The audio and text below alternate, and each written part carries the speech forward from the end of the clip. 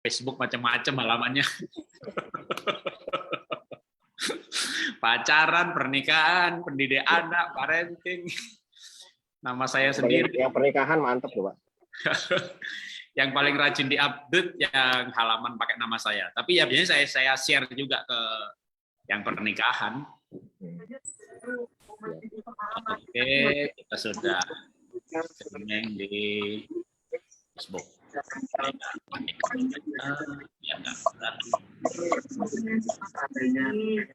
Oke, ya Bapak Ibu semuanya, kita jam 2 tepat atau jam laptop saya. Oke. Saya akan itu semuanya. Kenji Kinan sudah. Bentar ya.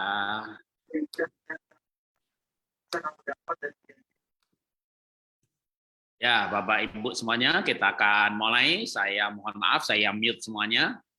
Nanti Pak Andi juga bisa di-unmute lagi karena ke-mute sama saya. Semuanya saya mute. Kita akan mulai webinar kita pada siang menjelang sore hari ini. Kalau di Papua ya sudah jam 4 ya. Mengenai microgreen. Apa itu? Ya kayaknya mirip sama hidroponik. Saya kurang ngerti juga. Jadi saya bukan pelaku hidroponik, agroponik, aquaponik, bukan. Saya provokator. Saya sering menyebut diri saya kalau nggak provokator ya fasilitator. Kecuali kalau temanya pacaran, pernikahan, parenting, nah baru saya narasumber ya. Atau melukis tuh belakang lukisan saya gitu. Saya baru jadi narasumber. Tapi kalau ekoenzim, waduh, pertanian, saya fasilitator saja karena prakteknya sedikit sekali. Ya, hari ini kita bersama dengan Pak Andi Hasten. Waduh, ini saya dulu nggak kenal ya, tapi ada orang ngasih referensi saya itu keren, ngasih referensinya. Pak Jarot, undang dong Pak Andi Hasten masuk grup. Kenapa? Itu microgreen-nya milenial katanya begitu. Ya, kalau petani itu kan biasanya udah tua-tua, Pak. Aduh, ini milenial gitu. Lalu minta dong akunnya gitu. Saya buka, oh iya boleh gitu ya. Jadi dengerin ceramahnya, kalau isinya nggak bagus lihat mukanya aja udah. Saya belum ke salon sih, Pak. Jadi ibu-ibu ya, tahu mungkin bukan ibu-ibu kalau ada gadis-gadis. Kalau pelajarannya tidak bagus lihat mukanya aja ya, tapi ya nanti kita berharap pelajarannya bagus. Nah, saya tidak memperkenalkan karena nggak kenal-kenal banget juga selain namanya dan akunnya ya. Saya persilahkan memperkenalkan diri saja dan langsung disambung dengan presentasinya. Ya, silakan Pak Andi. Oke, terima kasih Pak Jarot untuk waktunya. Gimana Pak? Andi tinggal di mana? Di Sunter Pak, Jakarta Utara. Oh, Jakarta ya, bukan Jogja ya? Bukan. Ya, terakhir kota sebelum COVID pandemi saya memang ke Jogja sih. Oh, oke. Tapi ini buat contoh ya, malah lebih gampang ya kalau tinggalnya di Jakarta bisa nanem gitu kan. Itu bisa, contoh. Pak. Kalau dikasih contohnya orang Jogja, orang Solo, ya di Jakarta susah. Bisa Pak. Ini denger nih. Tanam di mana aja bisa Pak. Sunter. Ini Sunter Kelapa Gading kan ya? Iya, panas banget Pak di sini Pak. Iya, oke. Silakan Pak Andi, langsung aja sambung ya. Oke, thank you Pak Jarot untuk waktunya. Saya diberikan kesempatan untuk ekoenzim nasional di pertanian ini.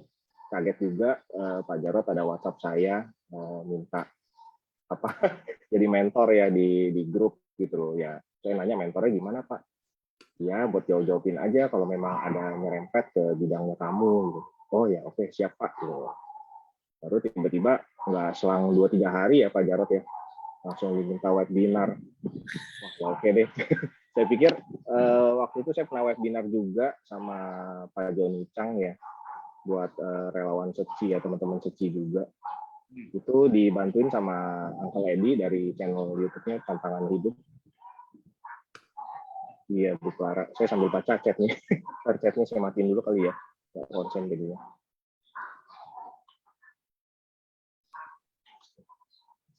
Ya, salam kenal Bapak-Bapak, Ibu-Ibu. Saya Andi, tinggal di Sunter, Jakarta Utara. Istri 1, anak 3, yang paling bontot baru 3 bulan umurnya. Anak COVID, kalau kata orang sih gara-gara COVID nambah.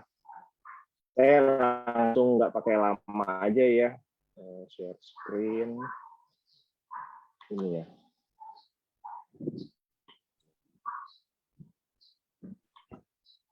Ini PDF-nya juga saya udah kasih Pak Jarod dulu untuk dicek, mungkin ada tambahan. Oke, kita mulai. Saya kasih judul sebenarnya Microgreens One on One. Ini saya udah bikin cukup lama juga dari awal tahun. Apa sih microgreen itu ya sebenarnya? Jadi awal-awal kita harus belajar dulu sejarahnya microgreen. Nah, pertama ini sebenarnya microgreen ini untuk kalangan atas ya, kalangan yang memang menengah ke atas. Bisa dibilang orang-orang kaya dan terkenalnya memang negaranya Amerika pertama kali. Kalau bapak-bapak, ibu-ibu yang memang pernah ke Amerika dan makan di fine dining-nya, restoran atau mungkin kafe, nah itu banyak tuh biasanya ada menu makanan, terus ada sayur kecil-kecil di atasnya. Nah itu biasanya adalah microgreen.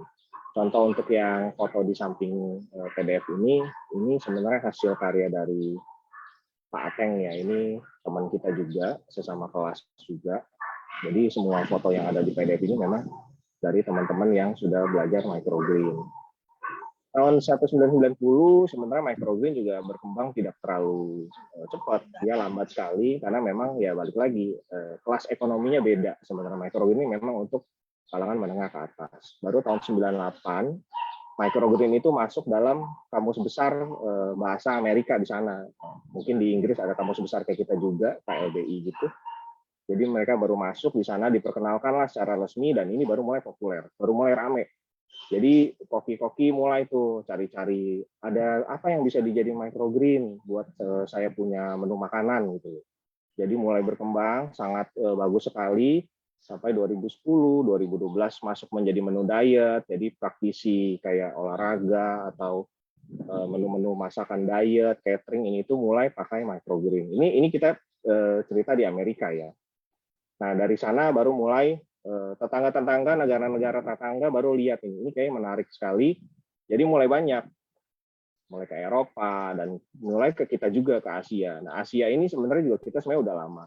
Kalau teman-teman lihat di YouTube juga banyak sekali yang sudah upload microgreen dari 4-5 tahun yang lalu. Gitu. Cuman memang baru benar-benar rame ini ya selama pandemi COVID ini, karena orang mungkin bingung ya, nggak bisa aktivitas keluar gitu kan, karena ada kemarin juga PPKM, nggak bisa kemana-mana, dan menjaga diri mau nggak mau killing time-nya adalah habisin waktunya ya kita bercocok tanam gitu loh. Kalau Pak Jarod mungkin kan lebih banyak melukis, terus liatin bebek juga. Saya ada rencana pelihara bebek juga sih Pak yang ketiga ini, cuman saya takut mati Pak kepanasan.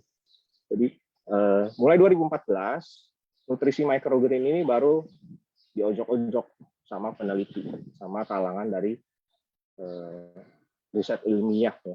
Jadi dari ilmuwan-ilmuwan yang memang food teknologi ataupun dari dokter-dokter itu mereka mulai aware dan mulai riset banyak sekali dan ditemukan nutrisinya ini luar biasa bagus banget ternyata microgreen. Jadi makannya lucu-lucu, kecil-kecil, tapi nutrisinya itu jauh lebih tinggi daripada sayuran dewasa. Nah 2016 sampai sekarang lah, kalau teman-teman bisa Google, itu banyak sekali jurnal yang hasil risetnya itu udah dikeluarin. Sawi, kalau sawi besar sama sawi kecil di microgreen, dengan porsi yang sama, misalnya 100 gram kita makan, itu nutrisinya mana yang lebih besar, lebih tinggi gitu. Nah, nutrisi apa aja itu mereka satu-satu, dari beta karotin, vitamin E-nya, vitamin C, vitamin A, semuanya dijelasinnya luar biasa bagus banget di jurnalnya. Oke, apa itu microgreen? Microgreen adalah tanaman kecil yang dapat dimakan dan dipanen tidak lebih dari 14 hari. Nah, microgreen ini sebenarnya adalah fase. Jadi semua sayuran, baik dia sayuran daun, buah, atau pohon apapun, mereka akan melewati fase namanya microgreen. Jadi dari biji benih dulu, nanti dia sprout, pecah benih, itu akan jadi kecambah. Dari kecambah atau tauge yang biasa kita bikin pakai kacang hijau, itu kita tungguin sebentar 2-3 hari dia akan keluar daun. Nah daunnya itu mulai keluar, itulah yang disebut dengan microgreen. Jadi ada batang tengah, daun kecil loda, dan sepasang daun sejati. Biasanya untuk sepasang daun sejati, ini kita tunggu sampai daunnya itu keluar yang ketiga sama keempat, baru kita panen. Atau mungkin sudah pucuk daunnya keluar, baru kita panen. Jadi sebenarnya microgreen ini cepat sekali kita panennya. Nggak perlu tunggu sampai kayak sayuran dewasa kan bisa 2 bulan gitu. Apalagi kayak misalnya kayak sayur kale itu bisa tahunan juga, kita tinggal gunting aja kan. Nah kalau microgreen ini kita 5 hari aja kita sudah bisa nikmatin sayur dengan nutrisi luar biasa bagus. Nah, ini tadi saya bilang nutrisinya kaya akan nutrisi, mineral, dan antioksidan. Jadi buat teman-teman yang memang yang ada mungkin penyakit kanker atau autoimun atau penyakit serius lainnya, makan microgreen ini adalah luar biasa bagus. Jadi dari nutrisinya, menurut Resell Journal ini, nanti saya akan kasih linknya. Tiap sayuran microgreen ini mempunyai nutrisi yang berbeda. Jadi brokoli dia bagusnya tingginya di vitamin apa atau nutrisi apa. Nanti di sawi apa, di bayam apa, itu masing-masing berbeda. Dan teman-teman bisa search lagi Google untuk jurnal-jurnalnya, itu banyak sekali. Cuman pada umumnya kebanyakan adalah vitamin C, K, E, beta karoten, potasium, zat besi, selenium, dan masih banyak lagi. Yang paling penting adalah kalau kita makan microgreen, usahakan kita makannya itu raw atau mentah. Jadi kita bikin salad. Jadi enzim-enzim baik di dalam sayurannya itu kita bisa nikmatin full. Memang ada beberapa teman-teman yang mungkin kalau makan mentah agak ganggu ya, mungkin ya ada bau sayurnya atau tidak terbiasa dengan makan mentah ya. Untuk mengolahnya kita bisa selera sendiri. Jadi misalnya dicah atau dibuat pecel atau di jus juga bisa dicampur dengan makanan yang lainnya. Nah, ini kita cara tanam, nanti saya akan praktekin juga kurang lebih 5-10 menit. Cara tanamnya cukup mudah sebenarnya, sama seperti kita tanaman dewasa lainnya, karena microgreen hanya fase. Kita belajar dari media tanamnya dulu. Tanah, kokopit, sekam bakar. Ini kita bisa pakai semua. Kalau sekam bakar sebaiknya memang dicampur. Jadi tidak murni 100% sekam bakar, karena sekam bakar memang cenderung lebih cepat kering. Nah, sementara untuk microgreen kita butuh dia agak sedikit basah. Paling banyak adalah memakai rock wool. Jadi kalau teman-teman yang memang dari hidroponik itu untuk pelajarin microgreen itu sebenarnya mainan anak-anak mungkin ya. Jadi sudah lewat banget gitu loh. Jadi kalau kita di hidroponik kita dewasakan pasti melewati fase si microgreen ini karena dia fase sebelum peremajaan ke pindah tanam. Masih di tray semai yang kecil-kecil gitu. Nah bedanya adalah kalau microgreen kita sebar benihnya banyak sekali. Kalau hidroponik kan kita satu rock wool, satu, ada yang 2. Media lainnya adalah tisu atau kapas. Ini biasanya banyak dipakai sama ibu-ibu. Kalau misalnya di rumah dia tidak ada tray khusus untuk semai, dia hanya pakai box mika. Dari box mika dia kasih tisu selembar, tisu dapur, atau kapas yang buat muka facial, itu tinggal dibasahin, lalu benihnya itu disembar di tisu atau di kapasnya. Ada juga yang memakai kain. Ini teman saya ada yang pakai kain semai bayam, itu jadinya luar biasa bagus. Dan malah nggak ada jamur ya. Kalau teman-teman yang lain yang pakai rock wool atau ini itu pakai kokopit itu malah kalau bayam dia malah banyak jamur. Tapi pakai kain malah semai bayamnya malah bagus. Ini tadi saya bilang wadahnya kita bisa pakai box mika bekas makanan. Apalagi lagi COVID ini kan sering banget order pakai GrabFood, GoFood. Nah itu bekas makanan jangan dibuang. Kita bisa gunakan untuk semai microgreen. Jadi kita tinggal bolongin kurang lebih 4 lubang ya di ujung-ujungnya hanya untuk buang air yang berlebih. Nampan berlubang ini di dapur pasti banyak sekali dan teman saya juga ada yang sampai menjajah dapur istrinya untuk cari wadah ini gitu loh. Jadi untuk dipakai untuk microgreen untuk nanam. Nah, sampai adalah tray khusus microgreen. Jadi dengan berkembangnya microgreen luar biasa bagus, otomatis pelaku bisnis juga mereka melihat, wah ini kayaknya oke nih bidang ini. Jadi mereka buatlah tray khusus memang untuk microgreen, untuk semai microgreen. Nah, salah satu keunggulan lainnya dari microgreen adalah tidak perlu pupuk. Jadi nggak perlu POC, nggak perlu AB mix, air biasa saja. Jadi kita hanya menghabiskan nutrisi bawaan dari si benih itu sendiri. Jadi tiap benih itu memang ada nutrisi untuk dia sampai ke fase remaja atau mungkin daun ketiga atau keempat. Baru kali ini Tomara tadi, baru kali ini pakohong.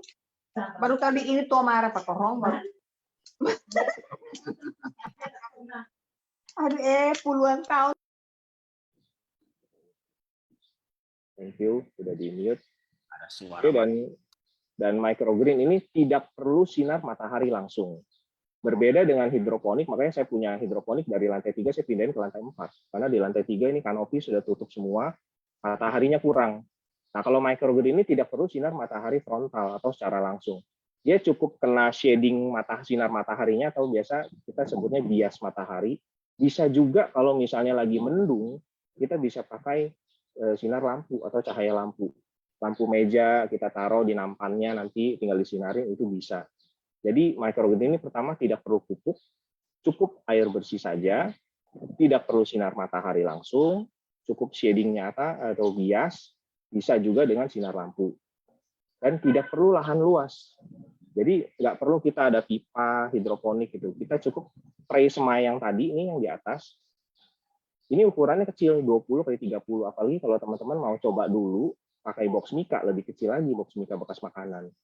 Hanya 10 x 15. Tingginya hanya 3 cm. Jadi bisa coba dulu di rumah kalau misalnya memang cocok, semainya enak, panennya juga rasanya sayurnya cocok dengan selera, dan kita bisa kreasikan dengan masakan kita yang lainnya, baru nanti investlah untuk tray khusus microgreen, karena hasilnya itu berbeda sekali. Lebih optimal memang dengan tray khususnya. Dan karena tidak pakai lahan luas, tidak perlu lahan luas, kita bisa pakai rak susun. Jadi rak susun yang paling gampang itu dan paling murah sebenarnya kita bisa pakai itu rak sepatu. Rak sepatu kalau kita lihat di marketplace itu murah, 60.000, 80.000, kurang lebih ada 4 tingkat. Nah itu udah muat banyak tray itu kita bisa susun.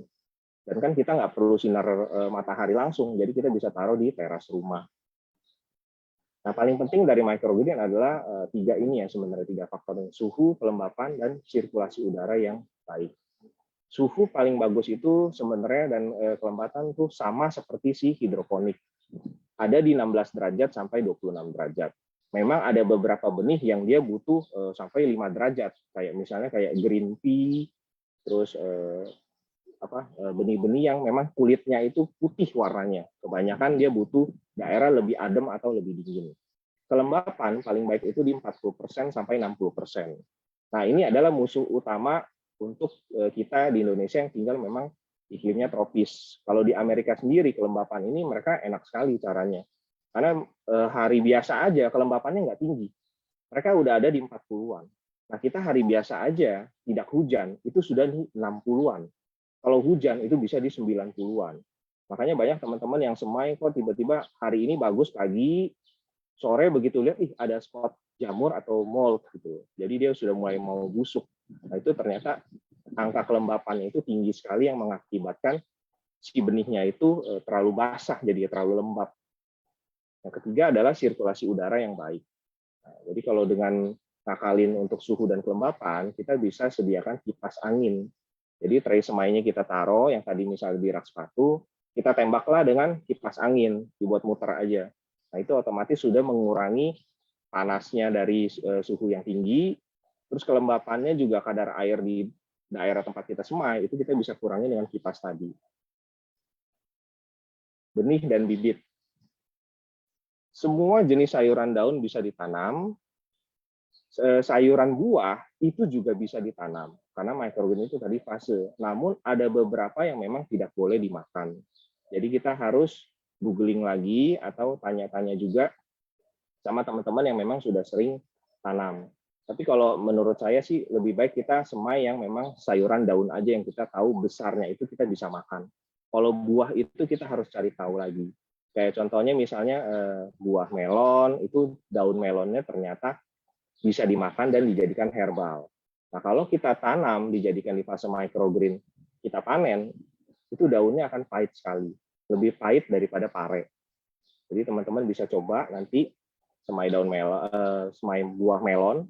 Jadi kalau beli melon, bijinya jangan dibuang. Coba cuci bersih dulu, jemur sebentar, sudah kering, nanti langsung disebar. Itu 3 hari dia udah numbuh pasti. Nah, saya pernah coba itu melon yang kuning ya. Itu begitu disemai karena iseng pakai kokopit lah, saya semai coba. Begitu udah nunggu dicoba makan, waduh itu nggak ketelan sama sekali. Pahitnya luar biasa pahit gitu. Jadi beberapa buah memang ada yang pahit, apalagi kayak labu ya, labu itu udah pasti pahit. Labu yang biasa buat empasi baby, anak-anak itu pahit sekali. Jadi microgreen ini sangat organik, disarankan menggunakan bibit yang organik bila ingin menghasilkan microgreen yang 100% organik. Nah, bagaimana dengan benih pabrikan? Jadi saya sempat ngobrol juga sama satu pabrikan benih cukup besar. Waktu itu ada webinar dengan Karang Taruna Jakarta Timur, teman saya juga. Jadi kita satu grup dan itu ada dari perwakilan dari pabrikan benih. Pak, kalau misalnya pakai benih dari pabrikan bagaimana Pak? Gitu. Oh iya aman, nggak ada masalah gitu. Nah, contohnya misalnya kayak di kangkung. Kangkung kalau misalnya benih kangkung itu kalau sudah masuk pabrikan dia ada coatingnya. Jadi kita bisa akalin dengan cuci benihnya itu berkali-kali sampai airnya itu bersih. Kita menghapus coatingnya dia punya. Kulitnya itu dia sudah di spray. Jadi memang untuk pestisida atau biar nggak kutuan gitu, biar juga benihnya itu tahan lama. Ada juga yang sebenarnya yang tidak saya sarankan ya ini pribadi dan memang saya berdasarkan jurnal sih. Jadi ada beberapa benih yang berwarna, contohnya merah, biru atau hijau. Jadi dia ada cat. Nah ini sebenarnya beracun karena pestisida tadi atau fungisida. Dari pabrikan benih mereka sengaja untuk biar benihnya itu tahan lama. Dan itu sifatnya itu sistemik. Biasanya disebut fungisida sistemik. Sistemik itu bagaimana? Dia punya zat kimianya itu menetap sampai ke dalam jaringan metabolisme si benih itu. Sampai kurang lebih 2-3 minggu. Nah, sementara microgreen kan kita panen itu di bawah dari 2 minggu. Kalau kita pakai benih yang memang berwarna, yang ada merah, ada catnya, itu sudah pasti kita ikut memakan fungisidanya atau pestisidanya. Memang belum ada jurnal lebih lanjut penelitian untuk efek dari pemakaian benih yang ada fungisidanya, yang ada cat yang sistemik tadi itu. Memang belum ada, tapi just in case lebih baik kita pakai benih yang memang organik.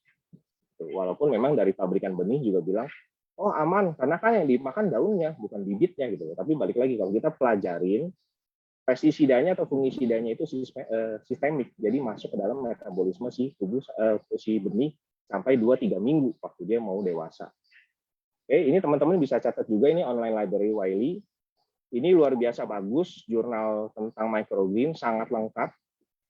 Sampai diajarin bagaimana cara pasang lampunya di rak, terus panjang gelombangnya, dan nutrisi dari tiap sayuran atau tiap benih.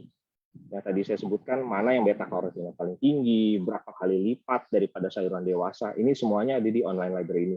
Dan ini bukan website ecek-ecek atau abal-abal ya, ini benar-benar jurnal ilmiah semua kalau yang di online library Wiley ini. Kita bisa lanjut ya, ini contoh panen suksesnya. Paling kiri ada sunflower, ini favorit sekali. Dan ini benar-benar banyak banget yang coba tanam dan memang dia agak sedikit manja. Jadi nggak boleh terlalu basah. Kalau kering dia akan kasih warning di dia punya batangnya nanti ada warna merahnya. Jadi kita harus siram air lebih banyak. Yang kedua tengah adalah pea atau ini kacang polong. Ini juga lumayan familiar, apalagi di Tiongkok ya. Tiongkok ini biasanya mereka ada di tray microgreen tadi, tanam tinggi, nah mereka makan sabu-sabu, itu tinggal gunting, langsung dicelupin, langsung dimakan. Gitu. Jadi nggak perlu dimasak, hanya dicelup di kuah sabu-sabu yang panas. Ketiga paling kanan adalah wheatgrass. Ini cukup familiar juga, kurang lebih 4-5 tahun yang lalu. Itu di mall-mall di Indonesia juga ada yang jual. Jadi ada kayak food court gitu. Nanti ada stand yang drink, minuman yang healthy drink, jus segala macam. Ini biasanya ada di samping kasir. Rumput-rumput gitu loh. Kalau teman-teman ingat, itu kalau kita mau dia baru potong dan dia jus. Nah, cuman memang belakangan ini sih nggak terlalu terkenal lagi ya, karena mungkin baunya itu yang bikin orang jadi nggak mau minum gitu. Tapi kalau di Malaysia, di Singapura, di Australia ini ramai banget yang minum wheatgrass ini rutin tiap pagi. Karena memang nutrisinya sangat bagus sekali untuk pencernaan. Contohnya ini ada lettuce ini selada, ada wijen hitam, kacang hijau. Nah ini kalau teman-teman mau coba, saya sarankan coba kacang hijau dulu karena ini paling gampang, dan di dapur di rumah pasti ada kacang hijau, itu bisa dipakai. Dan kacang hijau itu bisa dibilang nggak ada pestisida, nggak ada fungisidanya, jadi memang kalau beli yang di pasar pun juga itu sebenarnya organik ya kalau untuk kacang hijau. Ini yang contoh gagal panen tadi. Paling kiri adalah busuk akar. Jadi kelihatannya ini sayurannya bagus sekali, tinggi-tinggi, batangnya juga bagus. Tapi kalau kita lihat lebih dekat, ya akarnya ini biasanya ini sudah busuk. Jadi dia lemah lunglai, dia jatuh sendiri dan mulai tercium bau-bau kayak bau pesing. Nah, itu busuk akar. Bisa jadi karena cuacanya suhunya terlalu panas dan airnya yang ada di wadah pre itu panas, otomatis dia busuk akar nanti. Persis seperti hidroponik juga sama kan, kalau misalnya air nutrisinya panas, nanti akan ada penyakit di akarnya. Di microgreen juga sama seperti itu. Kedua adalah jamur atau mold. Nah ini di kelembapan tadi, kalau kelembapannya terlalu tinggi, terlalu basah, kadar air di sekitar tempat kita semai basah, media tanamnya itu kita juga harus lihat. Contoh yang di sini adalah rock wool, dan benihnya ini adalah pea shot. Pea shot ini dia tidak boleh terlalu basah. Begitu dia basah, benihnya akan menjadi warna hitam dan muncullah jamur-jamur itu, moldnya itu datang. Batang merah atau batang coklat, biasanya ini lebih banyak di sunflower. Kalau misalnya dia batang merah, berarti sunflowernya ini kepanasan atau pernah kering. Kalau batang coklat, dia terlalu lembab atau terlalu basah. Mungkin kita terlalu banyak spray air dari atas, atau bisa juga waktu kita ganti airnya itu akarnya terlalu kerendamnya terlalu banyak, itu bisa juga. Contoh hasil olahannya ini dari teman-teman banyak sekali. Ini yang paling kiri pelengkap makanan. Ini kita sunflower, bisa dijadikan jus tadi yang wheatgrass dicampur sama buah-buah kesukaan. Sarapan pagi ini adalah microgreen kangkung. Jadi kelihatan banget ini kangkung kalau masih kecil. Bisa jadi kita bikin juga urap microgreen. Ini semuanya sayuran microgreen ya. Sampai ada dedeknya microgreen, ini tauge ini kecambah. Jadi tauge ini dedeknya kalau di fase pertumbuhan dari sayuran. Ada lagi nih bihun kari. Ini yang warna kuning adalah microgreen jagung. Jagung ini juga menarik karena kita panen microgreen khusus jagung. Itu kita panen dalam keadaan dia tidak terkena sinar matahari. Jadi kita tanam sama sekali itu di blackout, tidak kena cahaya. Siapin box lumayan agak tinggi, nanti dia akan tumbuh tinggi. Nah, kita panennya itu dalam keadaan dia masih kuning, belum kena cahaya. Juga soto bening, ini adalah biasanya microgreen dengan benih-benih kecil, seperti wijen, bayam, red radish, atau biasa disebut lobak merah. Benih-benih kecil kita bisa buat sop-sopan, dan kita juga bisa akalin, kalau misalnya anak-anak di rumah susah makan sayur, dia lihat warna hijau aja kan udah takut duluan tuh. Nah, kita bisa akalin sebenarnya dengan microgreen yang benih kecil, yang sayurannya yang kecil-kecil, kita bisa aduk di telur, lalu kita bikin telur dadar. Nah, itu secara otomatis kita sudah memberikan sayuran nutrisi, kaya nutrisi buat anak-anak di rumah. Itu tadi karena tidak perlu lahan luas, kita cukup dengan rak microgreen aja. Ini yang paling kiri, taruhnya di teras, jadi kena bias sinar matahari tadi, shading. Yang tengah ini dengan lampu. Nah, ini kalau misalnya cuaca mendung atau shadingnya juga kurang cahayanya, sementara kita butuh sinarnya juga untuk menghijaukan si daun, kita mengeluarkan zat klorofil daunnya, kita bisa lakukan dengan lampu. Rak di luar ini ya seperti biasa kayak ini, saya ini foto kebetulan di lantai 3 sini sih di belakang. Jadi memang waktu itu lagi penuh, sistem saya masih banyak, jadi saya bikin rak khusus buat microgreennya. Ada juga teman-teman yang bertanya, Fandi, kalau misalnya ada tanam tanpa media tanam, jadi di tray microgreen tadi sebenarnya kita nggak perlu media tanam ya, nggak perlu kokopit, nggak perlu tisu, nggak perlu sekam bakar atau tanah. Jadi kita cukup untuk benih-benih besar, kita bisa langsung sebar setelah kita rendam. Nah ini saya bikin perbandingannya, ini sudah beberapa kali, dan teman-teman yang memang sudah biasa tanam microgreen juga pasti akan melihat perbedaannya cukup jauh. Tanpa media tanam, memang kita panen jauh lebih bersih.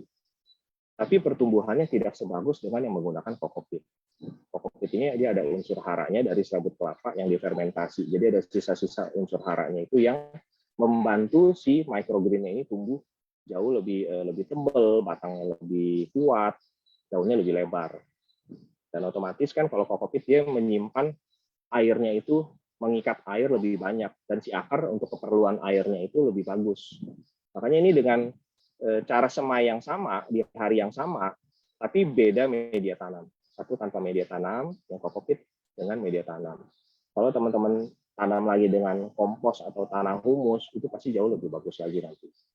Cuman memang beberapa orang kan ada yang bilang, aduh kalau tanah kan kotor ya, gitu ya.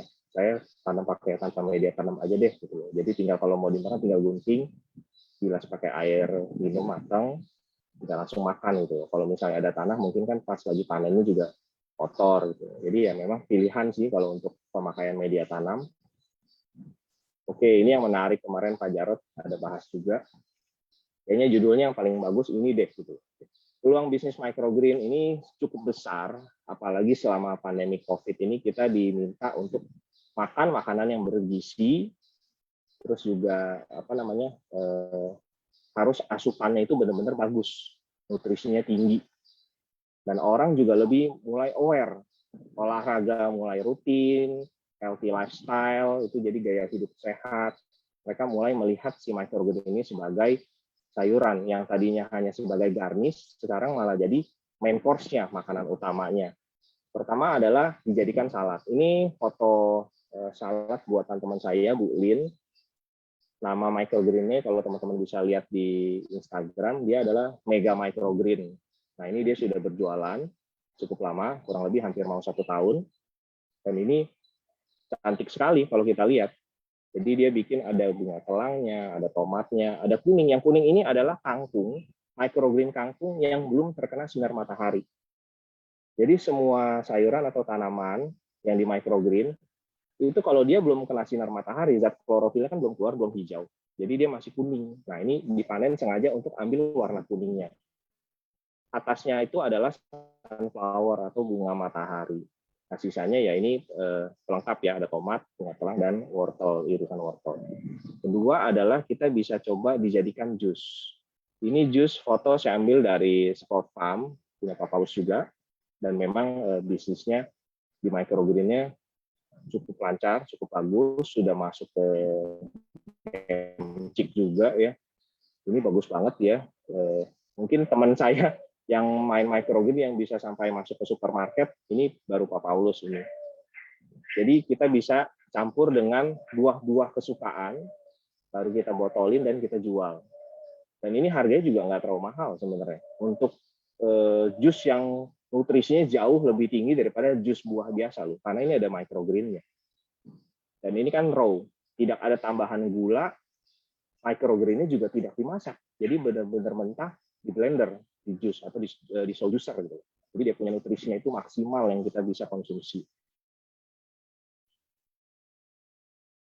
Ketiga adalah supply garnish untuk restoran. Nah, kebetulan dekat rumah saya dari Kemayoran nih kan ada hotel satu lumayan gede. Itu restorannya pernah tiba-tiba japri ya kopinya. Pak Andi ada microgreen apa yang ready? Ini sorry Pak, ini dari mana ya Pak? Gitu. Iya, saya dari restoran ini. Oh, dekat Kemayoran ya Pak? Oh, itu lumayan gede ya Pak hotelnya. Iya, ini kebetulan lagi ada acara. Nah, karena saya bukan tanamnya banyak sekali, karena saya cuman hobi dan pegiat aja, dan saya suka sharing gitu kan. Dia tanya sayuran yang saya nggak tanam punya gitu loh, yang aneh-aneh, yang memang warnanya yang menarik. Jadi memang khusus garnish kalau masuk ke restoran atau hotel. Mereka memang ada fine dining-nya sendiri, dan kebetulan dia bilang juga lagi ada acara, lagi ada event nih Pak, gitu. Butuh kurang lebih buat 400 packs gitu loh. Dia bilang, saya nggak ada Pak kalau yang warna merah, kalau warna hijau ada. Nah kebetulan waktu itu saya lagi tanam kangkung sama t-shirt gitu loh. Nah dia carinya yang warna merah ternyata. Jadi kalau memang kita mau main di supply ke restoran, itu memang tanamnya kita harus ya mungkin deal-dealan dulu ya sama restorannya. Biasanya orang restoran atau hotel juga udah tahu sih microgreen ini minimal 8 hari sampai 11 hari lah kalau untuk panen gitu. Jadi mereka sudah kasih tahu, oke, bulan depan ada event ini Pak, kita butuh yang warna ini ya, tolong ditanemin gitu loh. Oh ya gitu. Nah biasanya seperti itu. Kebanyakan sih sebenarnya kalau yang buat supply ke restoran ini mainnya di Pulau Bali. Nah di Pulau Bali itu ada juga beberapa yang main microgreen. Kalau teman-teman lihat di Instagram namanya apa saya lupa deh. Dia cukup besar, gede sekali. Jadi udah ada greenhouse dan semuanya itu microgreen. Malah nggak ada sayuran dewasa. Semuanya microgreen. Dia tanam dan dia supply-nya memang ke kopi-kopi di restoran. Jadi kayak bayam merah, red amaranth, dia sukanya ke restoran. Ada lagi yang kayak Red Sorel, itu juga sukanya ke restoran. Memang kebanyakan yang datang beli ke tempat dia adalah kopi-kopi.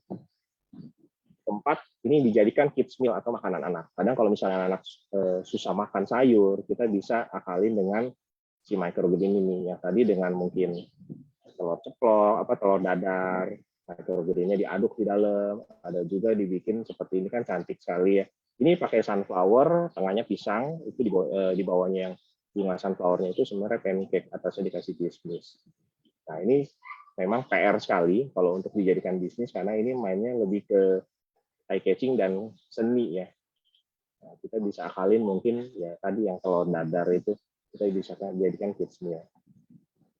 Nah yang kelima ini cukup menarik karena saya tiba-tiba dijapri teman sekolah dulu, dia bilang, lu ada wheatgrass gak? Ya. Gue mau ya kalau misalnya lu bikin jus ada sisanya gitu ampasnya. Tuh, ampasnya buat apaan? Udah lu kirim aja ke gua. Ya udah akhirnya saya lumayan 1 kilo saya blender ampasnya udah lumayan kering saya kirim ke dia. Tiba-tiba saya dikirimin foto ini. Saya bilang, wah lu gila ya. Wheatgrass-nya dijadiin makanan kucing, makanan kelinci gitu. Iya benar. Jadi ada memang kayak kalau di kelinci itu biasanya dia pakai timoti ya, rumput timoti, whey atau apa gitu loh. Nah ini diganti dengan si wheatgrass. Dan ini bisa dimakan sama si kelincinya. Ya ini sih memang untuk yang hobi sama binatang ya. Gitu. Jadi kalau memang sayang binatang, terus di happy birthday-in tiap tahun ya, ini bisa jadi peluang bisnis juga sebenarnya. Gitu. Dan mereka sebenarnya kalau yang hobi binatang atau sayang binatang, mereka lebih royal ya kalau untuk keluar uangnya. Nah, ini ada typo ya, harusnya ke-6. Ini adalah kit belajar microgreen atau bikin kelas-kelas microgreen. Nah, contohnya adalah Constellar Workshop. Nah, kebetulan saya disupport sama Constellar Workshop juga untuk bikin kelas belajar microgreen secara intensif. Kurang lebih sih seperti itu yang mau saya sampaikan siang hari ini menjelang sore. Saya balikin ke Pak Jarod, mungkin ada pertanyaan. Ya, terima kasih Kak Andi. Ya, saya sebut Kak Andi aja deh. Ya, panggil Andi aja, Pak. Boleh, ya. Andi umurnya berapa sih? Umurnya Pak Jarod persis kayak umurnya papi saya. tapi Andi udah punya anak 3 ya? Iya. Ini saya stop share dulu ya. Oke. Kalau anak saya paling besar sudah menikah, tapi belum punya anak. Jadi saya masih belum jadi opa omah, belum jadi kakek nenek. Kalau kartu keluarganya masih muat, saya siap kok, Pak.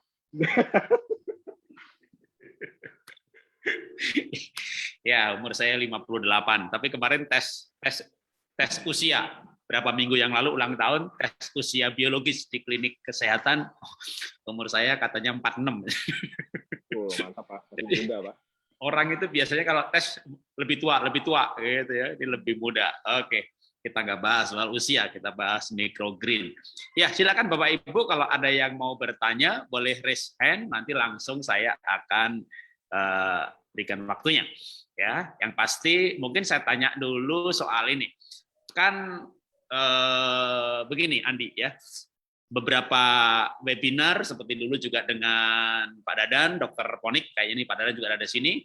Maka follow up-nya dia menawarkan kalau mau ada yang ikut belajar lebih khusus lagi spesifik mengenai microgreen, maka ada WA group. Nah, kalau dulu Pak Dadan itu hidroponik, dia ada WA group khusus untuk follow up hidroponik ya.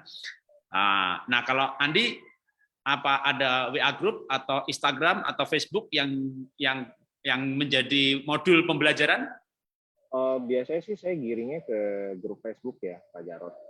Jadi tips belajar microgreen itu memang kebetulan saya bikin, saya juga adminnya, dan ada beberapa teman-teman ibu-ibu ya yang memang sudah lulus dari kelas saya, mereka bantuin saya juga di situ. Jadi kebanyakan sebenarnya ibu-ibu sih. Bisa dibilang saya nih maminya jadi banyak, Pak. Oke, nama Facebook grupnya apa? Tips belajar microgreen. Tips belajar microgreen. Oke, berarti ada ya, sudah ada grup Facebook group ya? Iya, Facebook group. Kalau Instagram namanya? Instagram saya cuman akun pribadi sih, Pak. The Hasten aja. The Hasten. Ya, The Hasten. Oke. Itu Berarti nama tengah saya. dan itu tidak khusus untuk microgreen ya. Itu Ya, akun tidak pribadi. khusus. Oke. Kayak Pak Jarod punya akun pribadi juga, Pak. Hari ini main pernikahan, besok main pertanian. Iya, akun saya barusan dihack. Jadi saya punya Instagram dulu satu email saya pakai untuk 2 akun. Oh, Lalu yang satu dihack. Nah, Oke, itu followernya udah 50.000. Lalu komunitas rame-rame melaporkan. Nah, ketika komunitas rame-rame melaporkan, saya dapat SMS. Ya, silahkan di set ulang.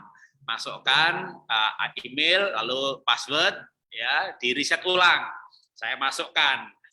Ya, muncul tulisan, Anda berhasil merestore. Mohon maaf untuk kejadian ini. Silakan buka Instagram Anda. Saya buka, saya satu email buat 2 akun, satu dihack, satu enggak. Jadi begitu dibuka, yang muncul yang tidak dihack. Iya, sudah dihack.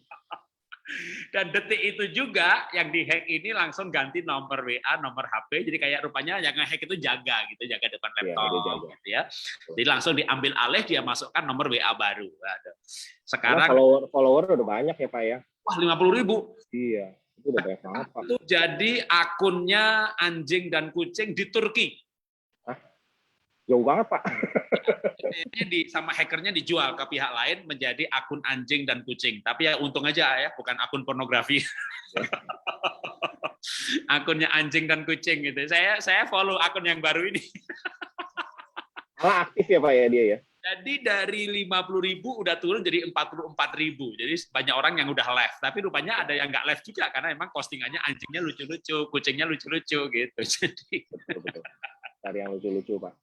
Ya, oke, itu sedikit selingan ya. Silakan Bapak Ibu kalau ada yang mau bertanya silakan boleh di ini ada yang udah bertanya di chat, saya bacakan ya. Mau tanya kok Andi, mungkin boleh dijelaskan kalau benih kecil dan besar sebaiknya pakai media tanam apa yang paling bagus dan waktu panennya itu bedanya benih besar dan kecil berapa hari?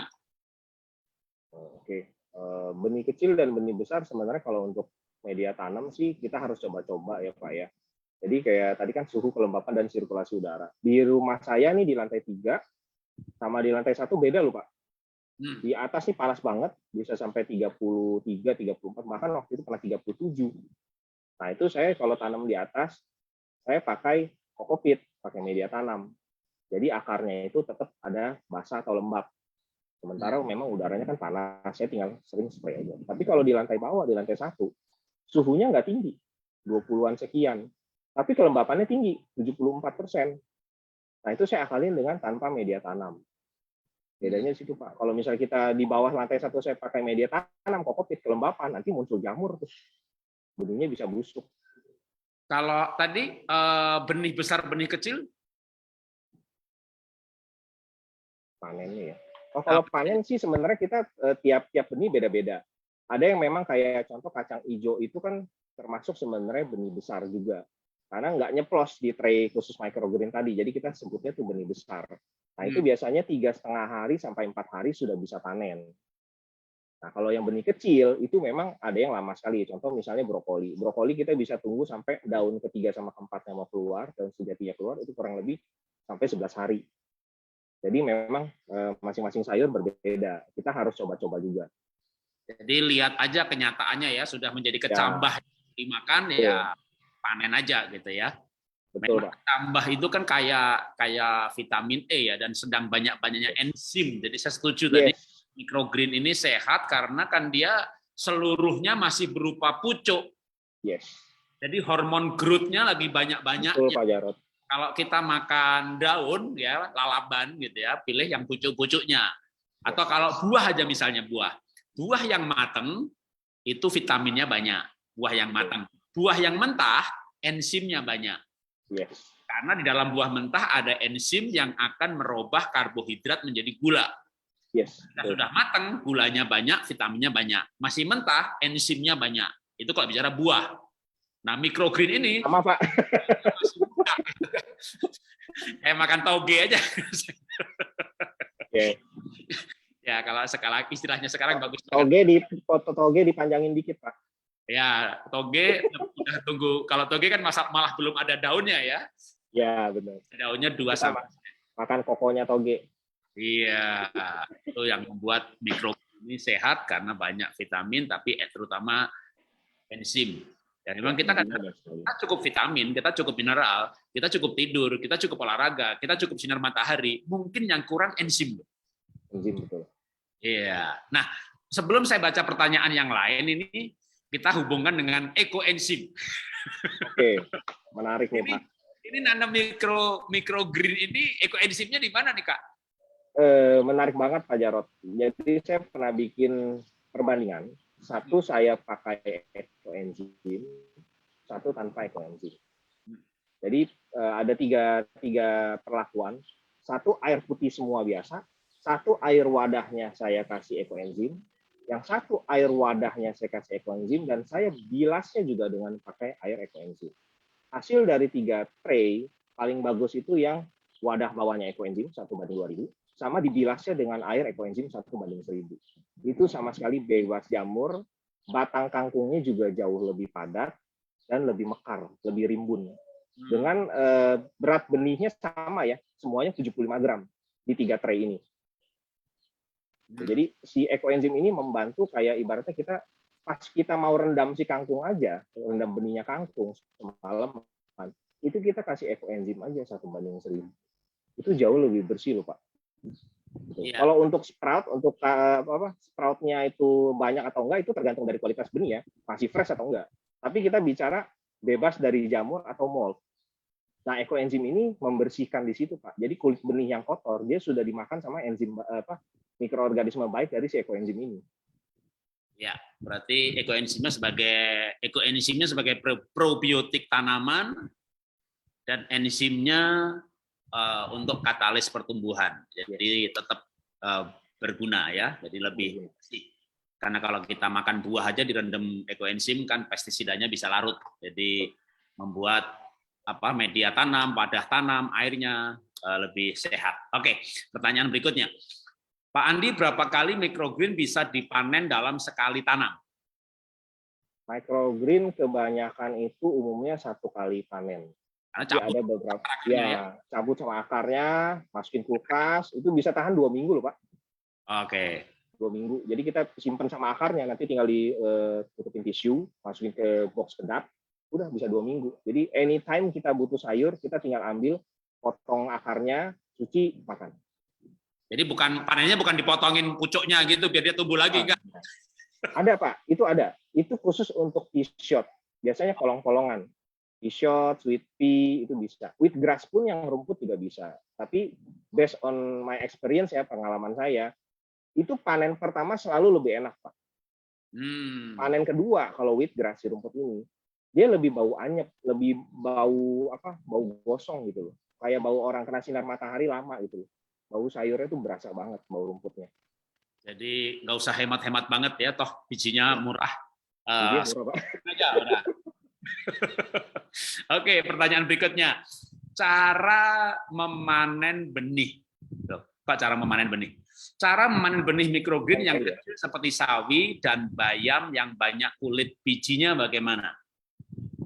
Oh, itu lebih sering spray aja. Kalau kita lebih sering spray, waktu dia sudah agak tinggi ya, agak besar, batangnya sudah lumayan kuat, kita sering spray, otomatis kulit benih yang nempelnya itu jadi lembek. Nanti dia akan copot sendiri, akan luruh sendiri. Jadi panenan kita nanti akan bersih, tidak ada kulit benih yang nempel.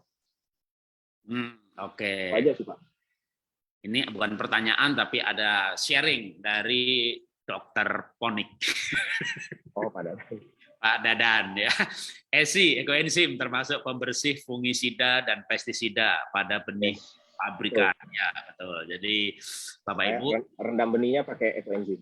Ekoenzim yang Bapak Ibu anggota WA Group Ekoenzim jangan lupa ya.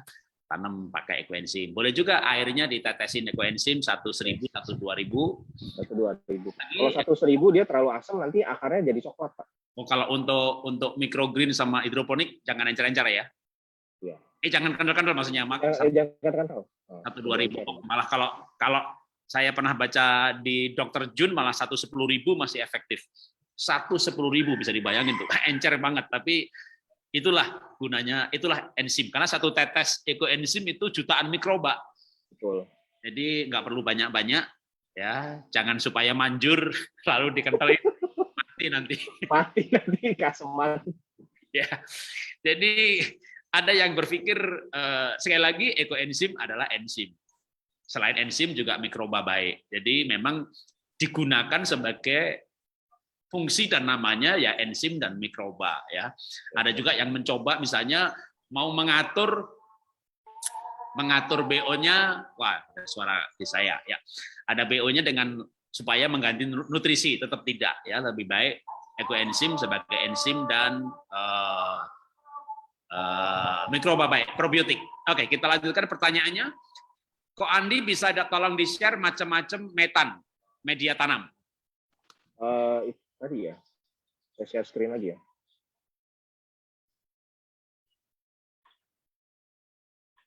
Ini sudah ada, tapi ya kalau mau diulang, ada yang minta diulang, lebih jelas. Macam-macam metan sih sebenarnya banyak ya, kita bisa pakai metan apa aja ya. Cuman memang biasanya paling familiar pasti kokopit sih. Lebih ke kokopit. Karena kita negara kepulauan dan kelapa itu kan gampang banget didapat. Tanah, ini tanah hitam atau tanah humus, kokopit, sekam bakar. Nah, kokopit juga, sorry, saya ada tambahan juga. Kokopit ini kita usahakan pakai yang memang sudah instan atau siap pakai. Biasanya kalau misalnya kita beli yang di tanaman yang di pinggir jalan kan banyak, saya kayak di Sunter atau di Kemayoran banyak tuh pinggir jalan yang jual-jual bunga gitu kan. Nah itu kalau kita beli kokopit yang karungan yang tidak ada brand, tidak ada merek, mungkin kalau ada merek kan biasanya dari Trubus.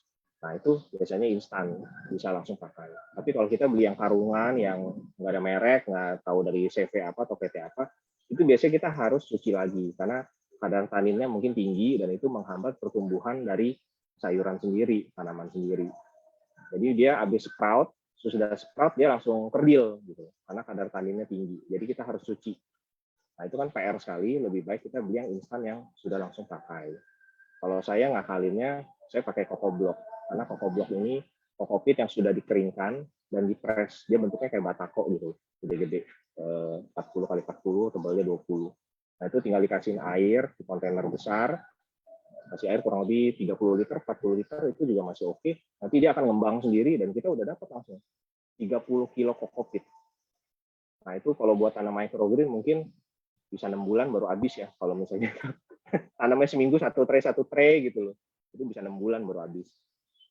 Ya kalau media tanam seperti itu sih. Kebanyakan kalau untuk yang skala industri yang sudah jual ke hotel, itu biasanya mereka pakai rock wool karena cenderung lebih bersih. Tisu sama kapas yang tadi buat coba-coba di rumah. Kain ini sebenarnya juga bersih, tapi tiap kali panen kita memang bisa pakai lagi. Nah, PR-nya adalah bersihin akar yang nempel di kainnya. Nah, itu kan PR banget tuh. Harus disikatin ya, lebih baik memang nggak pakai kain sih. Gitu. Jadi tanpa media tanam sebenarnya lebih enak. Ya, paling itu Pak Jarod. Oke. Pertanyaan yang dimaksud mungkin lebih dalam, apakah ada perbedaan antara jenis tanaman yang mau ditanam dengan media tanam? Jadi misalnya tanaman ini bagusnya tanah, media ini bagusnya pakai sekam, yang ini jangan pakai sekam gitu. Ada nggak perbedaan-perbedaan begitu? Ada, Pak. Oke. Ada. Jadi masing-masing benih atau sayuran itu ada yang akarnya dia harus basah sekali untuk tumbuh. Ada yang cukup basah, ada yang malah cenderung lebih ke kering, baru dia numbuhnya bagus. Nah, itu kita tinggal sesuaiin sama media tanamnya. Kalau kokopit kan dia mengikat airnya tinggi sekali, jadi dia basah. Nah, kita akalinnya dengan apa? Sekam bakar. Jadi akarnya itu tidak terlalu basah. Kurang lebih seperti itu. Kalau untuk list tiap benih pakai apa, itu di grup saya ada, Pak. Masuk grup makanya ya. Nah, masuk grup Facebook. Belajar microgreen The Huston. Nah, nanti follow up-nya di sana. Bayar atau gratis? Gratis ya? Gratis kalau grup Facebook, Pak. Masa mau masuk bayar? Ya. Ada pertanyaan lagi. Apakah semua benih harus direndam dulu? Enggak juga. Kebanyakan benih-benih besar. Jadi kayak pishot, sunflower, terus Kacang hijau, kacang tolo, kacang hijau itu rendam.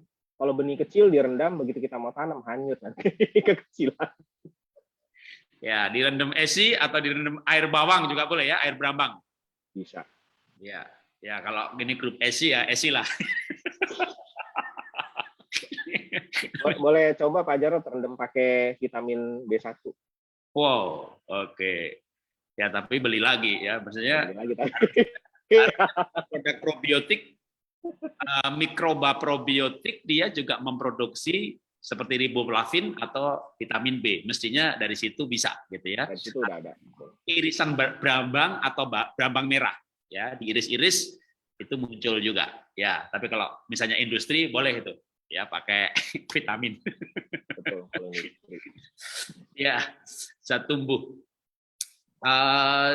Kalau microgreen sudah dibuat jus, ya, pertanyaannya kalau tadi kan microgreen dipanen bisa 2 minggu di kulkas, tapi kalau dibikin jus bisa berapa hari?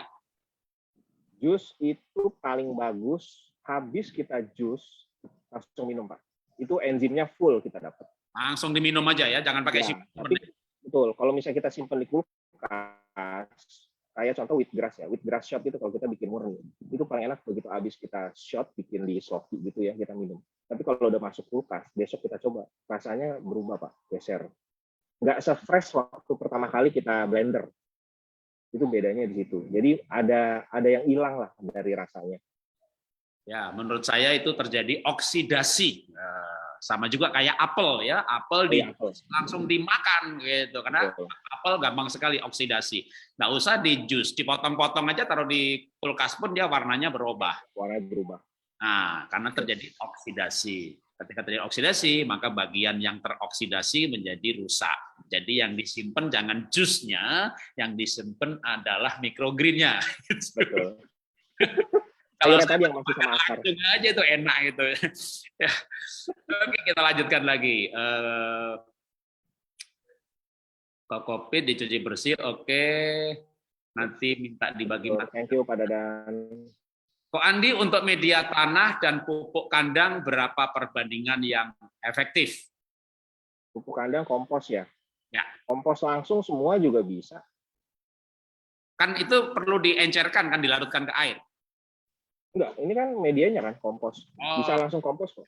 Ada teman yang coba langsung pakai kompos 100% bagus. Jadi pupuk kandang sebenarnya kompos ya, pupuk kandang yang sudah jadi media tanam ya. Iya. Bukan beli, kan ada tuh karungan apa namanya? Yang masih mentah ya. Tai kambing gitu. Jangan yang media. Itu sih jangan. Itu sih mati nanti. Kepanasan. Nutrisinya ketinggian, mati nanti.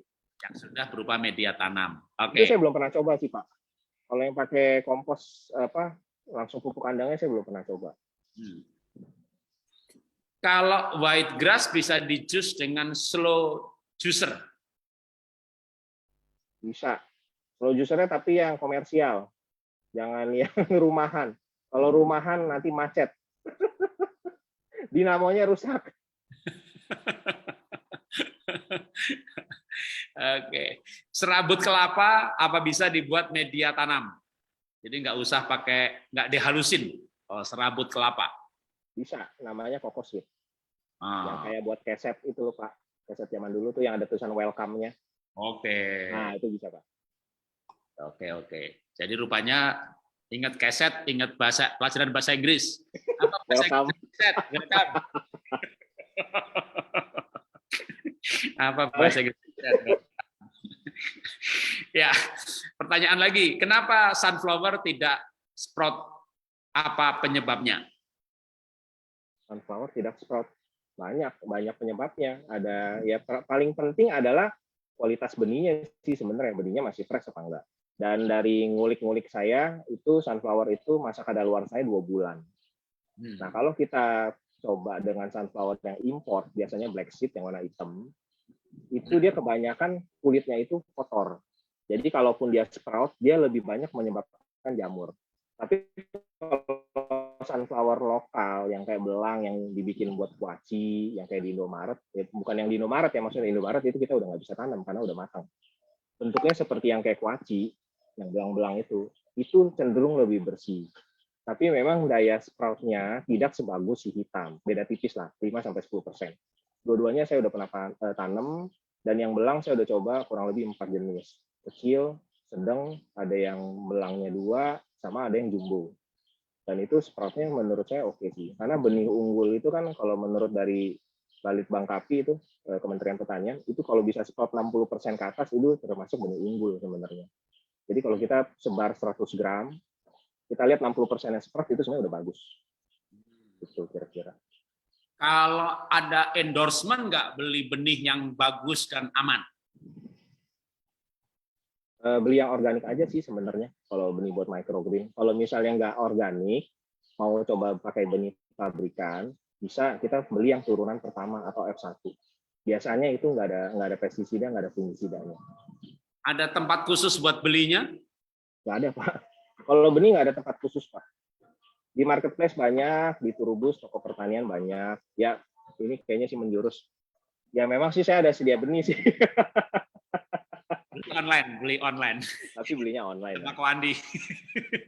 Aduh, ampun deh. Oke. Ko Andi, sampah-sampah akar dari microgreen itu banyak sekali. Apakah ada cara untuk diolah akar-akar dari microgreen? Ada. Paling gampang itu kita bikin kompos. Kita fermen lagi dengan si ekoenzim. Jadi kita bikin lagi ya sebagai media tanam untuk tanaman berikutnya.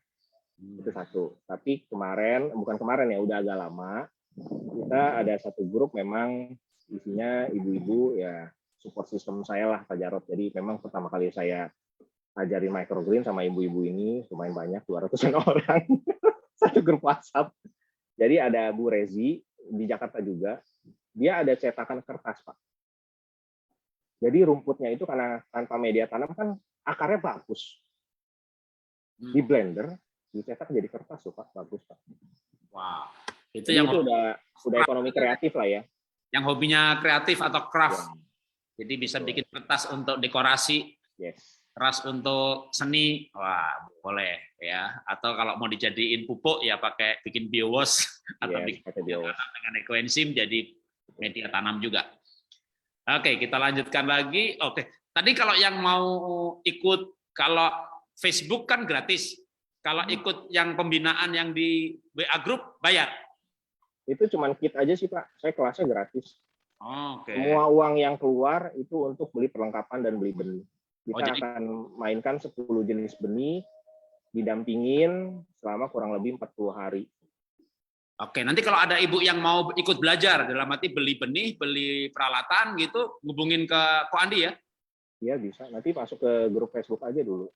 Masuk Facebook, dulu, atau masuk Instagram, lalu DM gitu ya. Iya, paling gitu aja. Belajar gitu ya, beli modulnya, udah dapat benih sama alat-alatnya. Didampingin lagi Pak. Didampingin. 40 hari loh Pak. Di WA grupnya itu gitu ya pendampingannya. Itu kali 24 jam Pak. Wow. Habis itu bubar ya, udah pinter bubar. Udah pinter bubar. Ya. Sekarang juga saya bikin grup lagi baru tentang sampah, yaitu 30 hari bubar. Ya, lebih gampang sih Pak. Karena kan menurut saya kita sharing kan sama siapa aja boleh. Kalau misalnya kita sharing dengan orang itu aja kan kita nggak menjaring orang baru Pak. Ya. Oke, kita lanjutkan lagi. Kok Andi, saya bikin tauge tanpa media tanam, tapi kok akarnya panjang-panjang, nggak seperti beli di pasar, akarnya pendek-pendek. Kurang siram. Kalau tauge mau gemuk, siramnya lebih banyak. Oh, kalau dia kurang makanan. Ini bicara tauge ya. Kalau dia kurang makanan, akarnya memanjang, karena dia cari makanan. Cari cahaya dia Pak sebenarnya. Tapi memang iya sih, cari makanan juga sih. Cari air dia. Panjang dia akarnya cari makanan ya. Cari air juga. Saya pernah biji pepaya segar disemai, namun tidak sprout. Sedang biji telang dan kacang hijau bisa tumbuh dan panen. Sampai panen minggu, telang dan kacang hijau, namun yang pepaya tidak sprout sama sekali. Apa ya salahnya? Wah, nggak tahu. Waduh, ini saya juga bingung jawabnya. Tanya tapi ada yang coba sih pepaya bisa langsung sprout sih Pak. Ada yang bisa. Cuman saran saya kalau pepaya better kalau kita mau konsumsi daunnya kita masak matang. Jangan makan mentah. Hmm. Dia punya kadar papaninnya tinggi, nanti bisa menyebabkan apa gitu, gondokan atau apa gitu deh. Oke. Nah, ini ada pertanyaan tapi udah dibantu jawab sama Pak Dadan ya. Facebook dan Ya, Pak Instagram Dadan. namanya apa? Thank you Pak Dadan. Namanya Microgreen ya. Linknya sudah ada tuh, Facebook Group. Ya, mantap. Oke, Bapak Ibu masih ada pertanyaan lagi? Waktunya masih ada. Kalau enggak, ya selesai. Tapi kalau ada yang bertanya, silakan. Mungkin tidak tertulis, langsung angkat tangan. Ya, oh, ada lagi. Kedua, keluar kedelai dan kacang-kacangan bisa Kak? Kalau kedelai dan kacang-kacangan. Kedelai bisa dan enak banget dijadiin microgreen. Wow. Itu favorit juga setelah sunflower. Jadi kita makan sebelum daunnya keluar, masih pentol-pentol gitu kayak toge tapi jauh lebih tinggi, kurang lebih 8 sampai 10 cm. Itu enak. Kalau kacang-kacangan ya kacang polong tadi, pea shot itu bisa, sweet pea bisa. Kacang tanah juga sebenarnya bisa. Tapi kita makan sejauh toge, nggak boleh makan daunnya. Daunnya itu kalau kita makan terlalu banyak nanti bisa menyebabkan kembung, bloat. Dan biasanya kalau daun kacang itu kan buat pakan ternak ya, itu pun juga nggak fresh loh.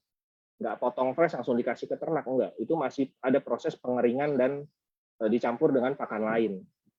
Jadi kalau kita di Google kita baca ada yang penelitian perut sapi dibolongin, nah itu sebenarnya lagi dites itu loh, biar gas dari si bloatnya itu keluar.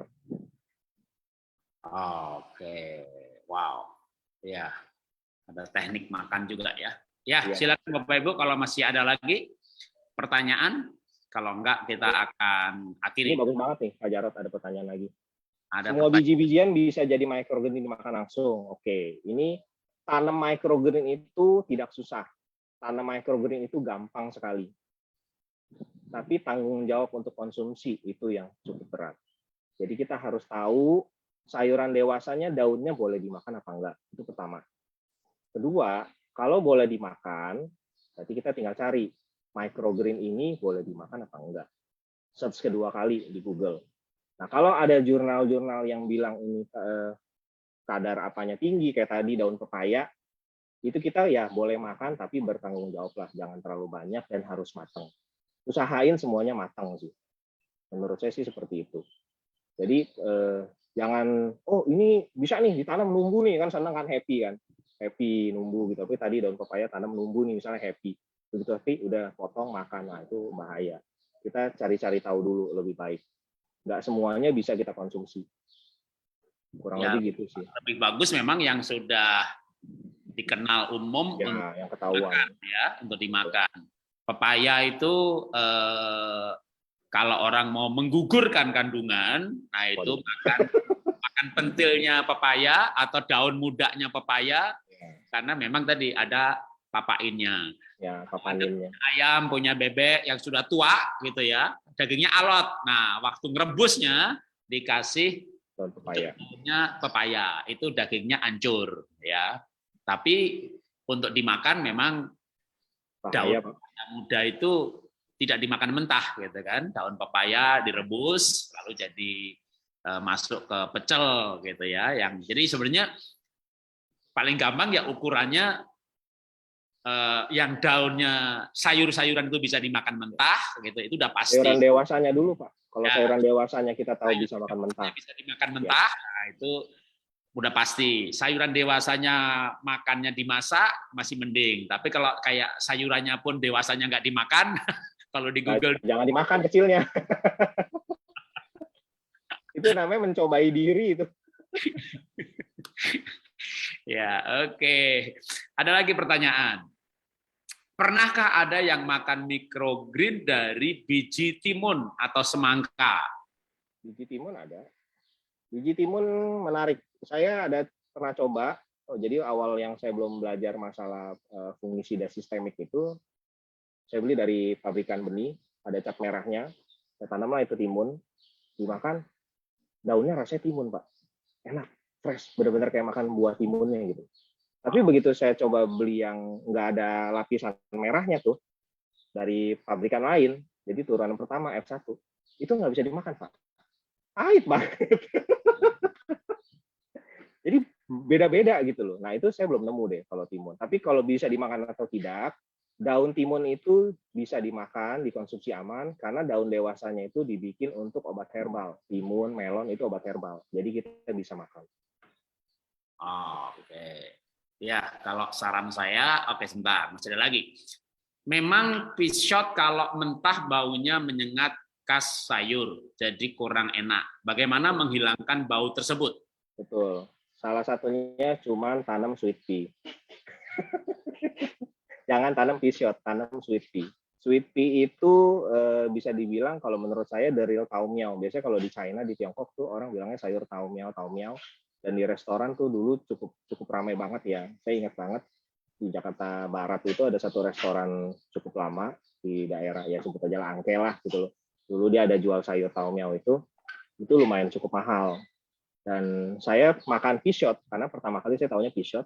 Begitu saya coba, ini kok kayak beda ya gitu loh. Kalau dulu makan yang di restoran itu kok lembut, enak, nggak bau sayur. Nah, begitu coba fish shot memang benar kata Pak Hartanto.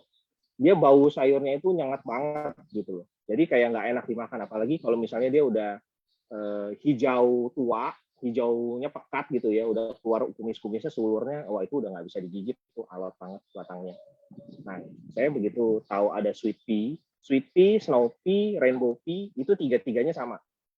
Yang kita makan adalah daunnya, bukan batangnya. Kalau pea shot yang kita makan batang, tapi masih kuning atau masih hijau muda, jangan dibikin tua.